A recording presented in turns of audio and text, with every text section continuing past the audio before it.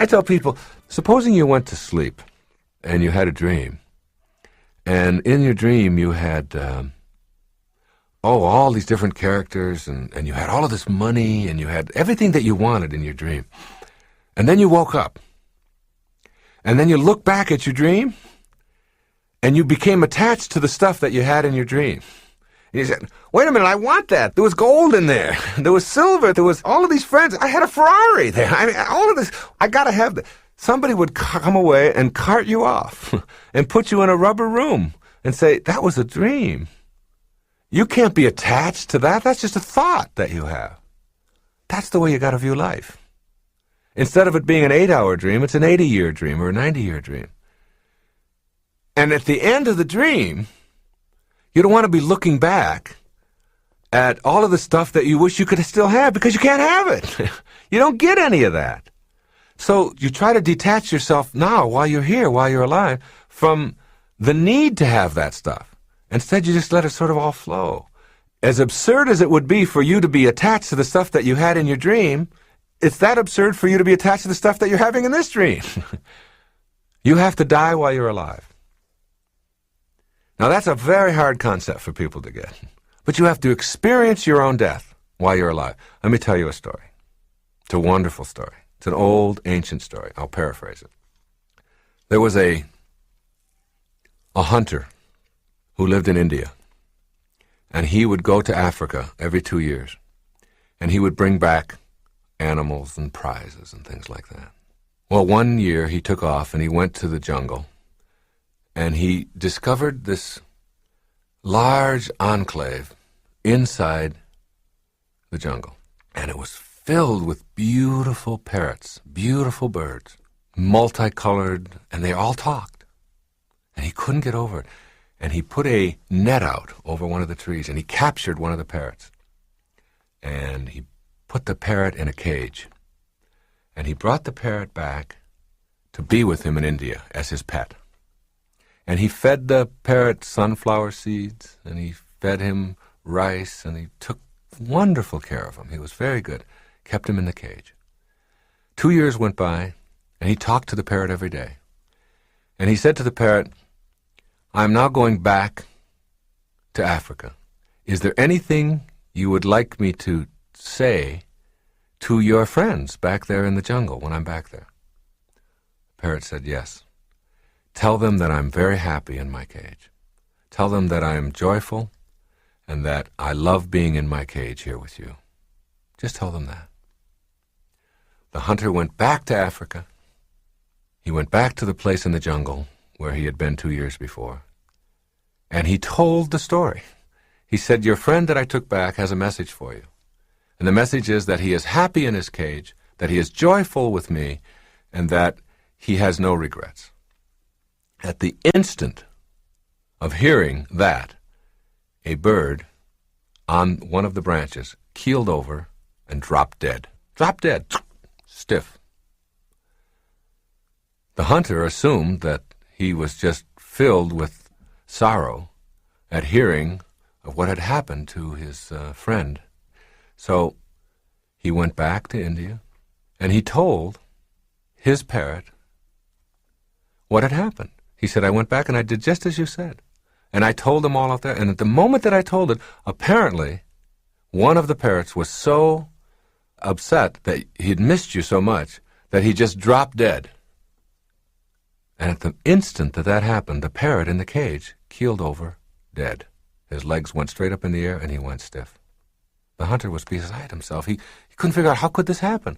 And he took the dead parrot out of the cage, opened it up, and threw it out on the woodpile.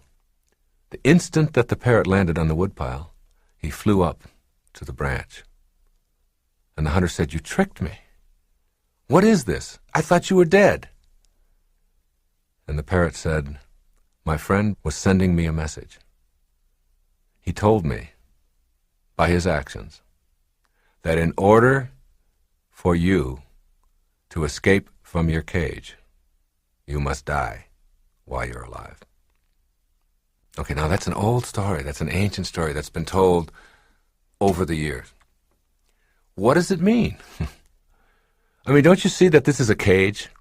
that the whole planet is a cage, if you can just stand back far enough and see that we're still restricted by the limitations placed on us as human beings.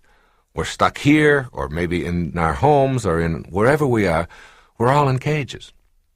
And even though we have more room to manipulate, we may even have a whole planet, we're still sort of in cages. Now, how do you escape from the cage that you're in? You have to die while you're alive. You have to literally experience your own death. All of us have to. All of us are going to die. So why not experience it in advance? And see yourself out of your body, gone, but able to look back at what's going on now. Just like the dream, where you have the dream and you have everything you want, but you're able to look back at it. As you do that, you begin to see the folly, the absurdity of hanging on to anything, of being attached to anything, of needing anything, of telling yourself that I can't be happy if, from the perspective of having died, but being able to look back on it just like the dream. As soon as you can do that, as soon as you can experience yourself formless, dimensionless, form and all of the attendant things that you hang on to become irrelevant. They're not necessary any longer. You have a whole new way of living, a new way of being. Quote from A Course in Miracles. The memory of God comes to the quiet mind. It cannot come where there is conflict. For a mind at war against itself remembers not eternal gentleness.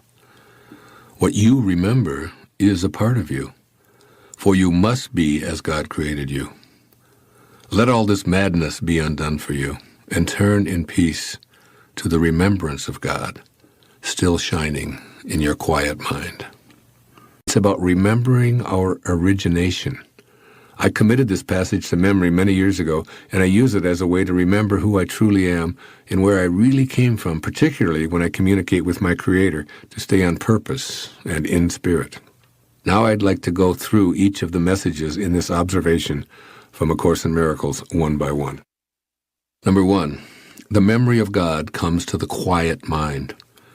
We came from a quiet, peaceful place. That's the very essence of creation. So when our mind is filled with noisy dialogue, we shut out the possibility of remembering our spirit. Incessant chatter keeps us attached to the physical world and produces anxiety, stress, fear, worry, and so many of the emotional reactions that are decidedly removed from God realization. We must minimize distractions when we wish to communicate with God. So being in nature, away from the artificial noises that invade our space, is helpful.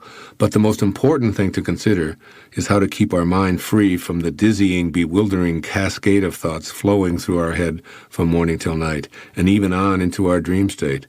It's been estimated that we have something like 60,000 separate thoughts every day. The real problem is that we have the same 60,000 thoughts today that we had yesterday. I've made the practice of meditation a part of my daily life because it's one way to quiet the mind so that the memory of God is accessible. So by learning to meditate, or at the very least shutting down the inner dialogue produced, directed, and acted upon by your ego, you can open up a space for remembering and returning to spirit. 2, it cannot come where there is conflict. In order for conflict to exist, there must be two opposing forces at work. That is, one force, in the form of an idea, a point of view, a desire, or a contribution, directly clashes with another. Conflict defines our lives in many ways, as we oppose our partners, our children, our bosses, our neighbors, and even our countries. In politics, it's always one party versus the other. And the entertainment industry portrays battling points of view that are usually turned into violent scenes. Essentially, conflict requires two-ness. However, remembering where we came from involves our returning to the oneness of being in spirit. After all, there are no battling powers in the divine realm of spirit. There's only perfect oneness, and this is what we want to rejoin. We want to become one again with our Creator, and we can't retrieve this memory of God with a mind in conflict in any way. 3, for a mind at war against itself remembers not eternal gentleness. The second part of this teaching from A Course in Miracles reinforces that a combative mind cannot remember where it once resided in eternal gentleness. Obviously, you can't wage war and simultaneously focus on peace and gentleness, and it is eternal gentleness that you want to remember and rejoin. It's really quite simple to do this. Just close down the battlefield and surrender. Remove all of the artillery, send the soldiers home, and replace the instruments of war in your mind with thoughts of peace, tranquility, and surrender. Making your mind a place of peace is achieved by your own will, so steadfastly refusing to have thoughts of conflict allows you to activate the glory of remembering your spirit. 4, the fourth part of this quote. What you remember is a part of you. Every memory I have is me. What a glorious feeling it is to know this. We each have the power to retrieve any piece of ourselves that we desire and to experience it right here, right now, in this present moment. The great Danish theologian Søren Kierkegaard once observed that life can only be understood backwards, but it must be lived forwards. In other words, if we can't go back and remember the spiritual bliss that defined us before the beginning, we've really abandoned a part of ourselves. As we move into communion with God, we must know that our inability to remember our spiritual origins is another way of really saying, quote, I'm unable to know myself because I have no recollection or memory of my spirit, unquote. In fact, the corollary of this line from A Course in Miracles that we're processing right now would be, what you don't remember is not a part of you. In other words, if we fail to remember spirit, then obviously it isn't a part of us. And 5, for you must be as God created you. As you communicate with your source of being, know that you're awakening a part of yourself that's just like God. In fact, you ought to try to approach communication with God by being as closely aligned to the way that you were created as possible. That is, by becoming a vibrational match to the all-loving Creator. Come to the quiet moments in consultation with God in love, in peace, and without judgment. As A Course in Miracles is saying, you must be as you were created. So why put on a false mask and pretend to be anything or anyone else? In this way, you can open the channel of communication because you finally remembered to be the way you were created. And that's the key to effective prayer. And as Gandhi once said, prayer is not an old woman's idle amusement. Properly understood and applied, it's the most potent instrument of action. And 6, let all this madness be undone for you, and turn in peace to the remembrance of God still shining in your quiet mind. Let's take the 3 suggestions in this teaching one at a time. First, A Course says, let this madness be undone. The madness here is that of living in a state of conflict. In other words, we must make an attempt to transcend the dichotomies of our life because the division creates so much suffering and keeps us from living an inspired life. I remember a Ram Dass lecture in which he said, I firmly come to the conclusion that there are no thems for me anymore. I can't be told who to hate, who to fight, who to subdue. I only see an us in my heart. All those messages to divvy up our world are insane. All our self-centeredness just drives our ego's insatiable appetite for making us special and putting other people down. The Course encourages us to be done with this madness once and for all, both in our minds and in our actions. And second, we're told to turn in peace to the remembrance of God. Once again, we know in our heart that we came from a place of peace. So any discord can't be the result of our Creator's actions. God cannot come to us when we pray from non-peace, so the solution is to return to the remembrance of Him and ask to be made an instrument of His peace. When I find myself out of sorts, I remember. And what I remember is to turn to peace right now in prayer. I become peace rather than anguish, and I feel the calmness I long for come over me like a wave of pleasurable relief. The most important thing that you will gain from cultivating unconditional love will be freedom from hate and violence. When these thoughts are removed, you discover the presence of joy and peace. This is an automatic reaction to unconditional love because you are in harmony with the creative source. The ego identifies you primarily as a physical body, separate from God, and in need of constant stroking to massage your self-importance. When you simply say this is an illusion and it doesn't really exist, those ideas are replaced with unconditional love. And the joy you experience is really the denial of the false and an affirmation of the truth of your being. You are absolutely free when you are not consumed with your self-importance. You are free when you no longer need to be stroked, coddled, and approved of by everyone you meet. There is a great sense of joy in feeling free. Think of times when you have felt the freest in your life, when the pressures to perform are off, when you are walking in nature, when you are in solitude and communing with God. Joy, freedom, and unconditional love are inseparable. They flow from the experience of each other. To be joyful is to hold on to nothing and to have no restrictions. This is also the feeling of freedom, and it is a result of embracing the unconditional love of the divine energy that is the center of your being. This is not to say that one ought not to enjoy a massage, a delicious meal, lovemaking, and all of the pleasures of the body, but it is the mind that is processing and allowing you to experience the pleasure. It is the mind that makes it real. Your purpose is to align your mind with the unconditional love that is the divine source of all material things, including your body. With that alignment comes joy and power. When one drop of water separates from the ocean, it becomes a speck that is essentially powerless and weak. But when it aligns with its source, the ocean itself, it is powerful beyond what is possible as an individual drop of ocean. And so it is with you. It's a difficult thing for our egos to contemplate this concept of oneness. Unconditional love and becoming a co-creator in your life is possible when you know that God is not separate from you. You and God are one and the same. In the New Testament, Jesus says to the multitudes, "I have said, ye are gods." And later, "When a man believes in me, he does not believe in me only, but in the one who sent me. When he looks at me, he sees the one who sent me." One of the great meditation exercises that I learned many years ago involves imagining lifting yourself out of your body and floating into space so far that you are actually observing the entire planet. If you do this, try to imagine what the Earth is like without you on it. It is a very difficult task for your ego to even contemplate the world without you on it. Next, begin to observe the planet without any judgment, refusing to label anything good or bad, right or wrong. Simply instruct yourself to notice, allow, and send unconditional love. The process of being a detached observer occurs in the silence of your contemplations or meditations. Begin by seeking out time to be quiet and enter this inner place of love. It is in that silence that you will come to truly know the divine energy of unconditional love. Remember to keep uppermost in mind that love transforms. Unconditional love heals the body and the mind. And then also remember that the polarity of love is fear. Fear is a current of energy that literally runs through your body and is produced when you feel cut off from the source of unconditional love. Every time you experience fear, ask yourself, what's going on that I have substituted fear for love in this moment? Also, begin to acquire a private, non-publicized, and regular habit of meditating. With every breath you take, feel yourself taking in unconditional love. With every exhalation, expel thoughts of fear.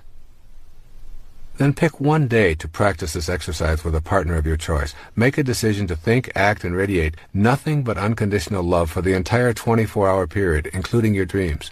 If this works for you for one day, see if you can extend it for another day or two. Also, try making a decision to turn over your most difficult challenges in the area of unconditional love to God. Simply turn them over with a request such as, I have been unable to bring love into my life in these areas, and I am asking for your divine guidance in accomplishing this. Also, in your silent moments of prayer, do not be afraid to ask for help.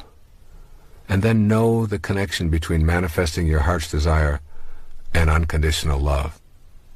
Without your connection to this love, you lose your connection to the creative process. Unconditional love is in all things you wish to attract as well as in you. Keep it honestly, and you keep your ability to know that you are a God. Lose it, and you lose your godliness. It is that simple. It is with unconditional love that you find your true connection to the divine energy that is in all things. Your desire to be and live from greatness is an aspect of your spiritual energy. In order to create balance in this area of your life, you have to use the energy of your thoughts to harmonize with what you desire. Your mental energy attracts what you think about. Thoughts that pay homage to frustration will attract frustration. When you say or think anything resembling, there's nothing I can do, my life is spun out of control and I'm trapped, that's what you'll attract. That is, resistance to your highest desires. Every thought of frustration is like purchasing a ticket for more frustration. Every thought that agrees that you're stuck is asking the universe to send you even more of that glue to keep you stuck. The single most important tool to being in balance is knowing that you and you alone are responsible for the imbalance between what you dream your life is meant to be and the daily habits that drain life from that dream. You can create a new alignment with your mental energy and instruct the universe to send opportunities to correct this imbalance. When you do so, you discover that while the world of reality has its limits, the world of your imagination is without boundaries. Out of this boundless imagination comes the seedlings of a reality that's been crying out to be restored to a balanced environment. Restoring the balance. The objective of this principle is to create a balance between dreams and habits. The least complicated way to begin is to recognize the signs of habitual ways of being and then learn to shift your thinking to being in balance with your dreams. So what are your dreams? What is it that lives within you that never ever has gone away? What inner nightlight continues to glow even if it's only a glimmer in your thoughts and dreams? Whatever it is, however absurd it may seem to others, if you want to restore the balance between your dreams and your habits, you need to make a shift in the energy that you're contributing to your dreams. If you're out of balance, it's primarily because you've energetically allowed your habits to define your life. Those habits and the consequences thereof are the result of the energy you've given them. In the early stages of the rebalancing process, concentrate on this awareness. You get what you think about, whether you want it or not. Commit to thinking about what you want rather than how impossible or difficult that dream may seem. Give your personal dreams a place to hang out on the balance scale so that you can see them in your imagination and they can soak up the energy they deserve. Thoughts are mental energy. They're the currency that you have to attract what you desire. You must learn to stop spending that currency on thoughts you don't want, even though you may feel compelled to continue your habitual behavior. Your body might continue for a while to stay where it's been trained to be, but meanwhile, thoughts are being aligned with your dreams. The esteemed 19th century writer Louisa May Alcott phrases this idea in an encouraging and an inspiring manner. She says, quote, "Far away in the sunshine are my highest inspirations. I may not reach them, but I can look up and see the beauty, believe in them, and try to follow where they lead." Choosing to restore a semblance of balance between your dreams and your habits seems possible with Miss Alcott's phrases in mind. Look up and see, and believe in them. The words bring to life an energetic alignment. Rather than putting your thoughts on what is or what you've habitually thought for a lifetime, you shift to looking up and seeing and firmly believing in what you see. When you begin to think in this manner, the universe conspires to work with you and sends you precisely what you're thinking and believing. It doesn't always happen instantaneously, but once the realignment is initiated in your thoughts, you've begun being in balance. The habit of thinking in alignment with your dreams. Oscar Wilde once observed that we're all in the gutter, but some of us are looking at the stars.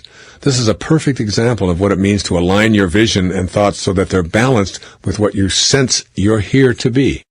A thought such as, "It is my intention to create a place to help underprivileged children," is in reality a message to the universe. If you feel strongly that you came here for a particular purpose, then you should cultivate energy to match this dream. It doesn't matter what the circumstances of your life are. Your current financial status is unimportant when it comes to your pursuit of this purpose. The presence of a gaggle of naysayers shouldn't sway you or make you doubt your attraction to your calling. What you're doing as you get your life balanced with your dream is beginning to co-create your life. Co-creation is cooperatively using the energy from the invisible field of spirit. It is perfectly balancing your in-the-world calling with the pure energy of creation. You emulate this creation field by being as much like it as possible. This involves your willingness to contemplate yourself as a being of balance, attracting the conditions you desire to produce. It is in the contemplation of this power that you actually acquire this power. I'm going to re-say that. It is in the contemplation of this power that you actually acquire this power. Listen to this statement until it sticks with you like superglue. You cannot manifest a place for helping underprivileged children by contemplating the impossibility of that happening. Even if you're in the gutter, you have the option of looking at the stars. This means thinking star thoughts and rejecting the weight of those that attract the gutter. Your balance point is a certainty that you affirm with thoughts along the lines of, "I know it, I desire it, it's on its way, nothing can stop it, and there's nothing for me to be upset about." This alignment will completely turn your world around. The universe is based on a law of attraction. You begin seeing the universe conspiring with you to attract the right people, the right finances, and the seemingly synchronistic events to turn your dreams into reality here and now. When you're balanced with thoughts of deserving this cooperation from the world of spirit, you actively engage in bringing it about. You're enjoying the lightness of being in balance with the creative energy of life. It's no longer possible to sit around complaining or feeling frustrated. You are energized. Why? Because you're balanced with the source of all creation. And just like it, you access creativity by attracting all that you need with your thoughts. It just doesn't work if you're in a state of imbalance, complaining, living in fear, or expecting the worst. The same logic of realignment for balancing your dream energy with your daily habits applies to anything you're capable of imagining. Writing and producing your own music album, training horses, adopting a child from an impoverished land, owning your own home in the country, landing the job that's always eluded you, making the kind of money that will free you from debt, running a marathon, you name it. And if you can dream it, you can achieve it. But only if you align your inner creative energy, your thoughts, so that they match up perfectly with your desires. Thoughts that reinforce current habits that are incongruous with your desire must be replaced with aligned energy. No one has said it better than Jesus of Nazareth. Believe that you shall receive, and you shall receive. What's the point of living a life disputing such imbalanced wisdom?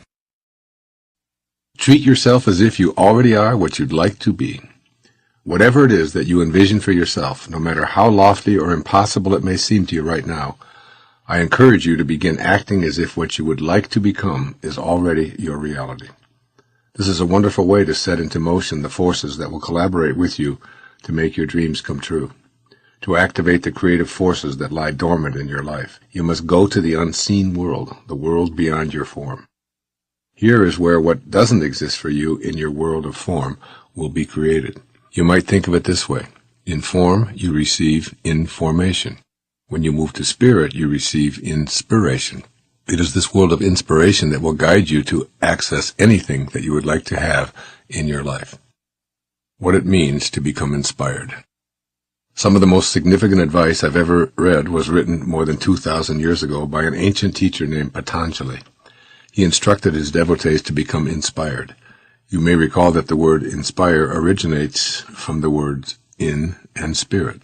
Patanjali suggested that inspiration involves a mind that transcends all limitations, thoughts that break all their bonds, and a consciousness that expands in every direction. Here is how you can become inspired. Place your thoughts on what it is you'd like to become, an artist, a musician, a computer programmer, a dentist, whatever. In your thoughts, begin to picture yourself having the skills to do these things. No doubts. Only a knowing. Then begin acting as if these things were already your reality. As an artist, your vision allows you to draw, to visit art galleries, to talk with famous artists, and to immerse yourself in the art world. In other words, you begin to act as an artist in all aspects of your life. In this way, you're getting out in front of yourself and taking charge of your own destiny at the same time that you're cultivating inspiration. The more you see yourself as what you'd like to become, the more inspired you are. The dormant forces that Patanjali described come alive, and you discover that you're a greater person than you ever dreamed yourself to be. Imagine that. Dormant forces that were dead or non-existent, springing into being and collaborating with you as a result of your becoming inspired and acting as if what you want is already here. By having the courage to declare yourself as already being where you want to be, you will almost force yourself to act in a new, exciting, and spiritual fashion. You can also apply this principle to areas other than your chosen vocation. If you're living a life of scarcity and all of the nice things that many people have are not coming your way, perhaps it's time to change your thinking and act as if what you enjoy having is already here. This doesn't involve deception, arrogance, or hurting others. This is a silent agreement between you and God in which you discreetly work in harmony with the forces of the universe to make your dreams become a reality. This involves a knowing on your part that success and inner peace are your birthright, that you are a child of God, and as such, you're entitled to a life of joy, love, and happiness. In your relationships with your lovers, co-workers, and family, act as if what you would like to materialize in those relationships is already here. If you want a sense of harmony in the workplace, maintain a clear vision and expectation of this harmony. Then you're out in front of your day, seeing 5 o'clock arriving peacefully for everyone when it's still 7:30 in the morning. Each time you have an encounter with someone, your 5 o'clock vision pops into your head, and you act in a peaceful, harmonious way so as not to nullify what you know is coming. Furthermore, you act toward everyone else as if they, too, are all that they're capable of becoming. These kinds of expectations lead you to say, "I'm sure you'll have everything ready this afternoon," rather than, "You're always late with everything, and I wish you'd get on the ball." When you treat others in this way, they also fulfill the destiny that you've reminded them is there for them. In your family, particularly with your children, it's important to always have this little thought in mind. Catch them doing things right. Remind them often of their inherent brilliance, their capacity for being responsible, their innate talents, and their fantastic abilities. Treat them as if they're already responsible, bright, attractive, and honorable. "You are so terrific. I'm positive you'll feel great about your interview. You're so smart. I know you'll study well and do well on that exam. You're always connected to God, and God doesn't do sickness. You're going to feel much better tomorrow at this time." When you act towards your children, parents, siblings, and even more distant relatives as if the relationship was great and was going to stay that way, and you point out their greatness rather than their goofiness, it is their greatness that you will see. In your relationships to your significant other, whomever that may be sure to apply this principle as frequently as you can. If things aren't going well, ask yourself, am I treating this relationship as it is or as I would like it to be? So how do you want it to be? Peaceful, harmonious, mutually satisfying, respectful, loving? Of course you do.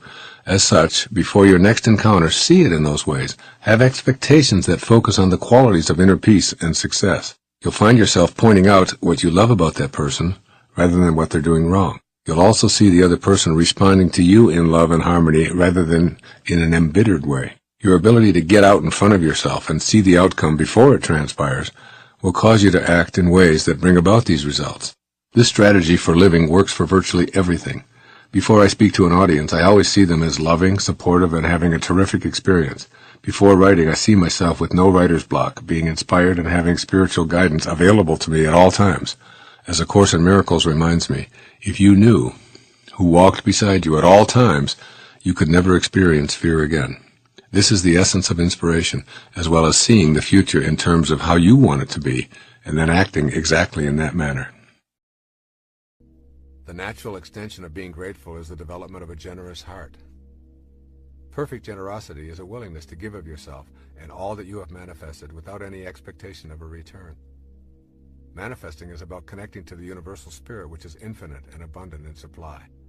Manifesting is not about seeing neediness in yourself, but is rather about feeling complete with that radiant abundance.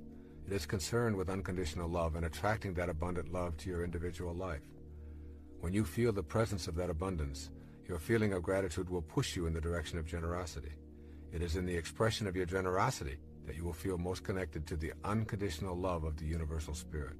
The more you feel a desire to share what you receive unconditionally, the more you will experience it flowing into your life.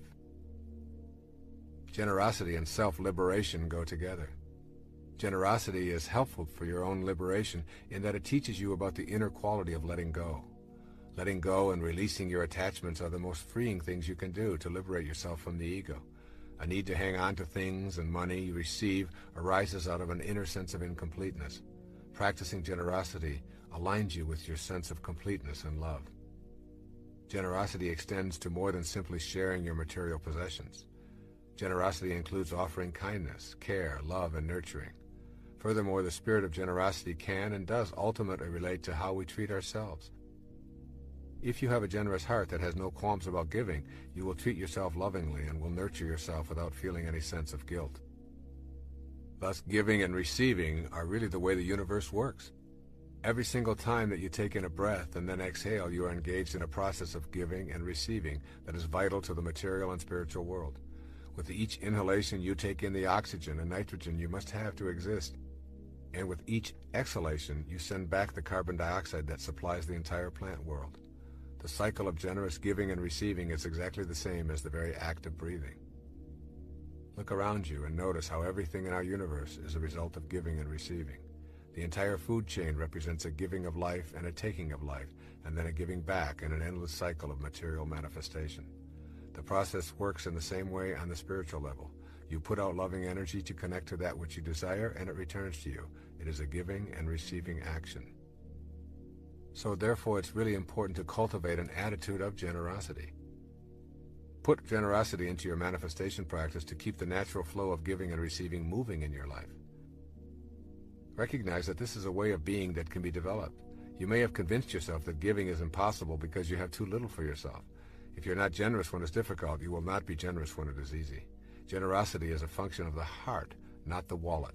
A generous heart is one that places no limitations on its ability to be generous with others and does not do it for reward or recognition. Think of the myriad of things that you do each day for others, including animals and the environment, as ways of practicing generosity. Talking to a lonely neighbor, feeding a stray cat, opening a door, anonymously paying the toll for the car behind you, vacuuming the carpet, or whatever may occur in the thousands of actions you undertake each day. Most important, remember that to give without expectation of an acknowledgement is truly the work of your higher self. Keep your generosity practices private.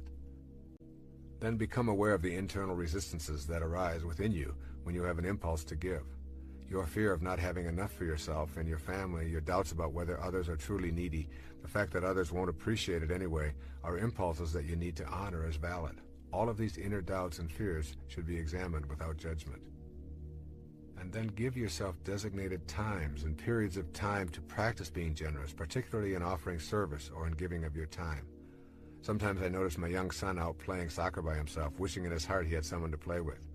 I remind myself to forget about the zillion things I have to do, my state of fatigue or whatever, and I designate the next several hours to simply sharing my time with him, something we both love. Practice being able to receive.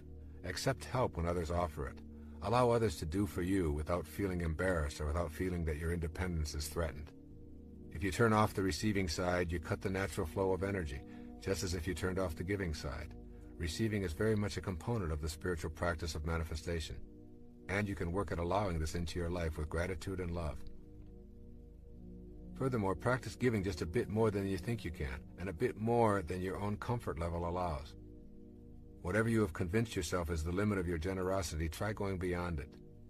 You also can practice a little bit more generosity with your own self than you are normally accustomed to. Order the item on the menu that costs more, or give yourself a few extra days on your vacation trip, or allow yourself the luxury of a body massage or a facial. Extend your generosity into service as a way of life. Our encounters and relationships are a central influence on ourselves and each other. Service is a word that is not commonly thought of as part of our ordinary relationships, yet service simply cannot be separated from relationships. When you cultivate an attitude of gratitude and generosity, you will find yourself wanting to be in the service of others. You will find it natural to extend that which you receive into the service of others as well. If you receive a great teaching, you will want to teach it to others. If you receive love, you will wish to extend that love unconditionally outward. Your relationships will automatically be felt as gifts for the service of others. When you contemplate the purpose of your life in the material plane, you will discover that the only thing you can do with your life is to give it away. You cannot lay claim to anything. It is all transitory. You will find your purpose and your strength when you see that you are in a relationship with all other living things, and that you are purposeful and peaceful when you serve in some capacity. It is out of this state of recognizing our fundamental interconnectedness that we realize we are all in a constant state of service to each other. It is this awareness that you want to keep uppermost in your mind as you generate this principle of spiritual manifesting. Service, at its very basic core, is an inner choice to offer a helpful and healing attitude to others as well as to ourselves. A natural outgrowth of feeling grateful for our daily life manifestations is experiencing the inclination to be generous. What goes around truly does come around. The more you give away and do everything that you do in the service of others, the more that seems to come back. The cycle of real magic takes root. This lesson of prosperity applies to all fields of endeavor. When I was boarding an airplane early one time, I overheard the sarcastic voice of a flight attendant saying, "Here come the animals." I knew it was only a matter of time until that organization perished from a scarcity of passengers. Sure enough, they've gone into bankruptcy. Employees need to know in their souls that they are privileged to serve those who are willing to give of their income to use the service. But I'm not talking to an organization, I'm talking to you. You can shift your consciousness all you want, but you must also shift the emphasis of what you do from results to purpose. Try it. Shift for a 1-month period of time and see if miracles don't start showing up in your life. The less you need to force this new way of being on yourself, the easier it becomes to let it be the guiding principle of your life. It is about allowing your natural self to flow peacefully and knowing your bliss comes from giving and not getting. Letting yourself just flow is a concept you will want to become quite familiar with as you begin to allow the prosperity that you desire in your life.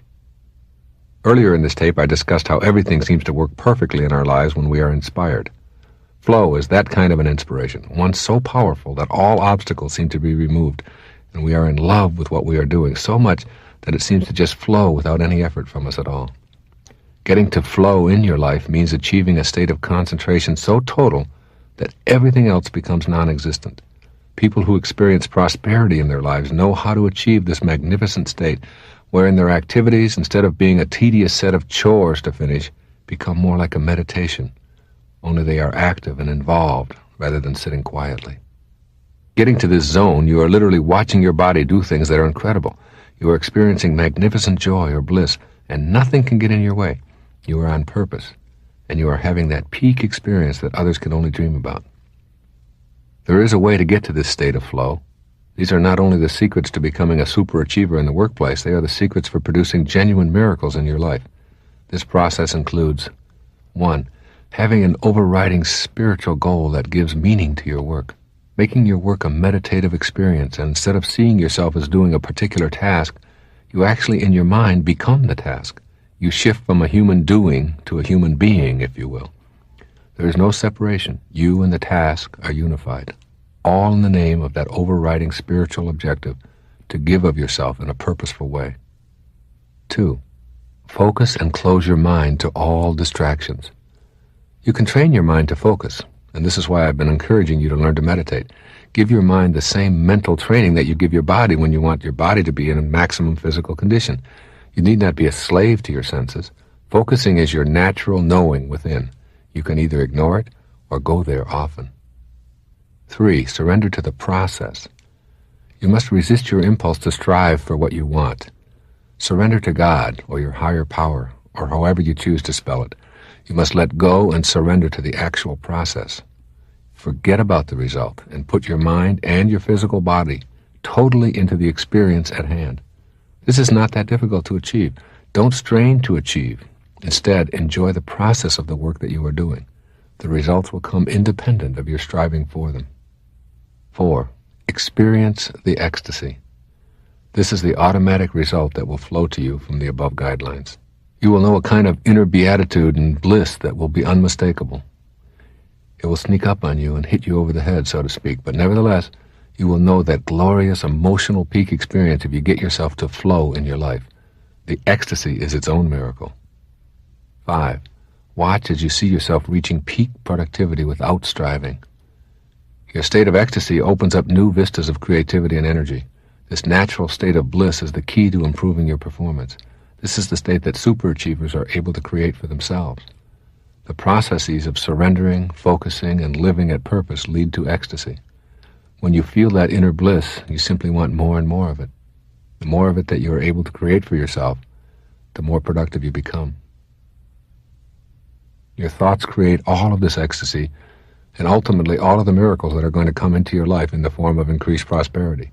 Your mind is very powerful in terms of what it can produce in your physical reality, as well as the physical reality beyond your own borders. You are now on a path of working toward reversing scarcity consciousness to one of prosperity. This is largely a mental game. You must convince yourself that you and only you are responsible for the pictures in your mind. You must know how very powerful your picturing process is in creating the material world that you experience. This is a universal principle. This is a vital, alive factor of the universe that you are a part of and that is also a part of you. What you can conceive of as a picture in your mind, you can create in the physical world, provided you do not let go of the picture. My wife Marcy and I are currently having our children take lessons from acknowledged masters in the art of meditating and learning to trust one's inner vision.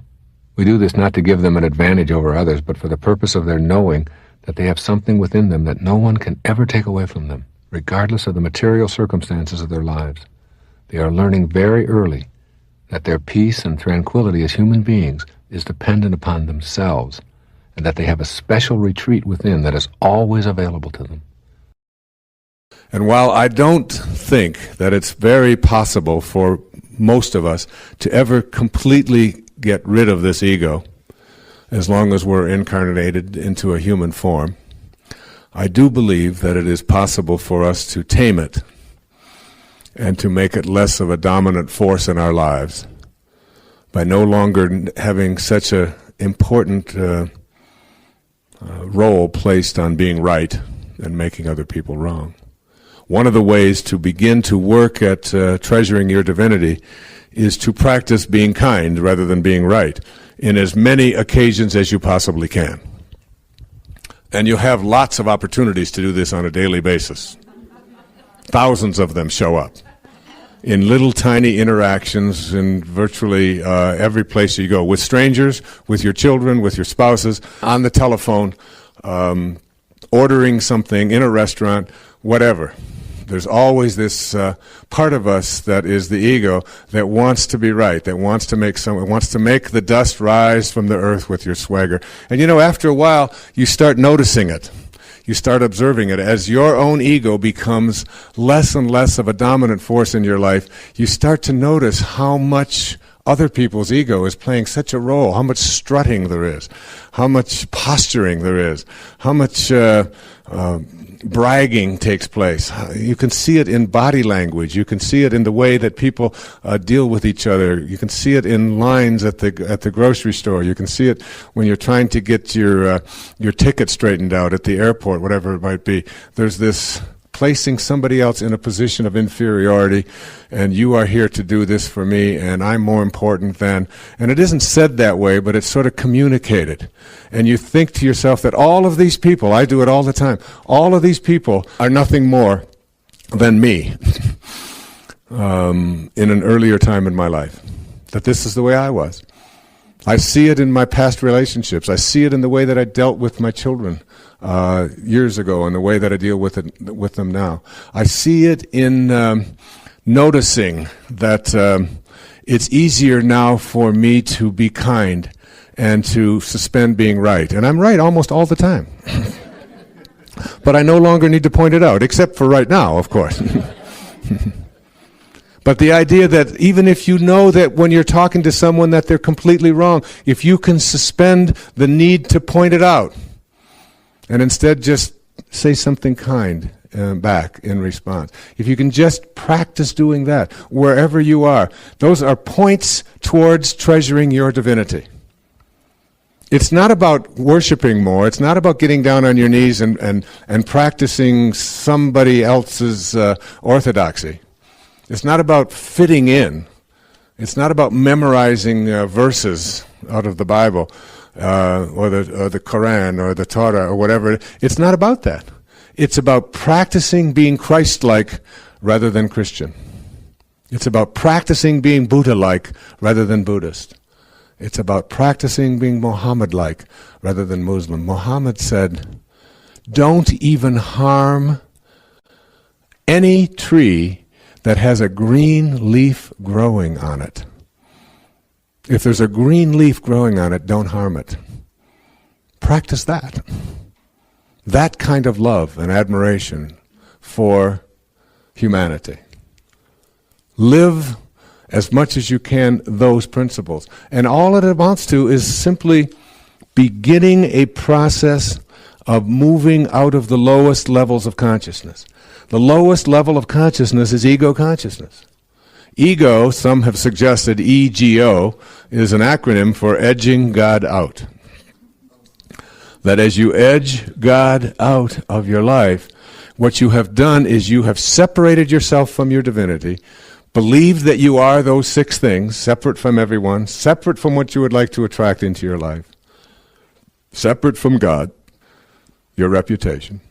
You start believing that this is who you are, and you start living this way, and you look upon your divinity as something that is out there that you'll talk to on at the synagogue on Saturday or at church on Sunday morning or whatever. And you'll practice during certain days, like we call, at the end of the year, 30 days of fasting, and this makes me, closer to God and so on. To me, it's about applying the principles of moving past ego consciousness. And when I see conflicts between one group and another, men versus women, when I see conflicts between people who are older and people who are younger, When you see conflicts existing between people who have one color skin and a different color of skin. When you see conflicts between people who wear a robe versus those who wear a yarmulke. When you see all of these divisions, and there are just endless numbers of them that we pigeonhole ourselves into, they are still the cause of virtually all conflicts on the planet. We still are dividing ourselves. We don't understand that this is a round planet, and on a round planet, there's no choosing up sides. There are no sides. Mindfulness just is, here's one of the Thich Nhat Hanh's quotes. He says, "Walk as if you are kissing the earth with your feet." It's a practice of putting your mind and your consciousness onto exactly where you are in the moment and being able to find beauty. It's one of the great teachings that I learned as a young man is that looking at beauty in the world is the very first step in purifying the mind. To be able to find beauty. I remember the story I told of Viktor Frankl when I was with him in 1978 on a panel in Vienna. The great Viktor Frankl, who wrote Man's Search for Meaning, and he said that they would give. We had lunch after that, just the two of us. I was very, very touched, and it was one of the most memorable moments of my life.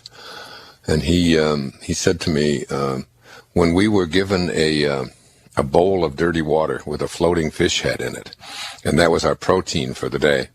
And he said you had to be able to find a way to find beauty in that. He said when we're challenged with circumstances over which we have absolutely no control, that we're challenged to change ourselves. And instead of looking at this as poor me and this shouldn't be happening and isn't this awful, but looking at it in terms of this is where I am. This is where I am in this moment. And in this moment, I'm going to find beauty in this and be in a state of appreciation for this fish, for it's giving its life to me. It's allowing me to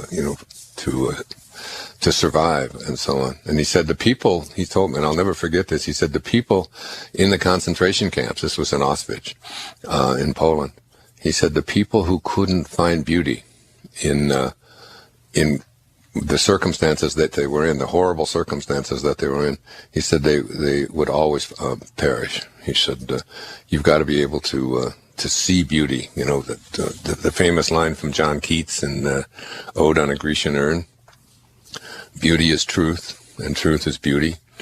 That's all you need to know on earth. That's all you know on earth, and all you need to know.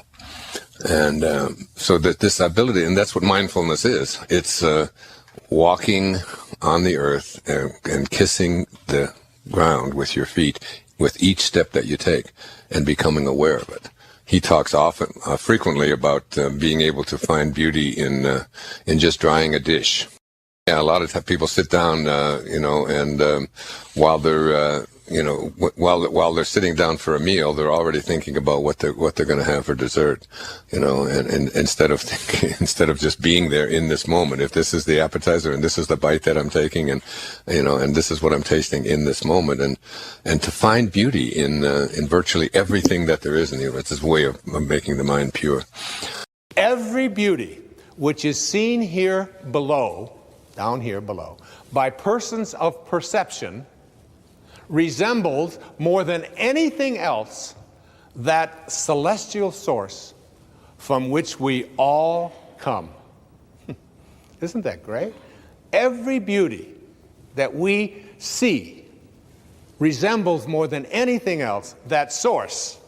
We're talking about source, connecting to source, from which we all come. Do you see beauty?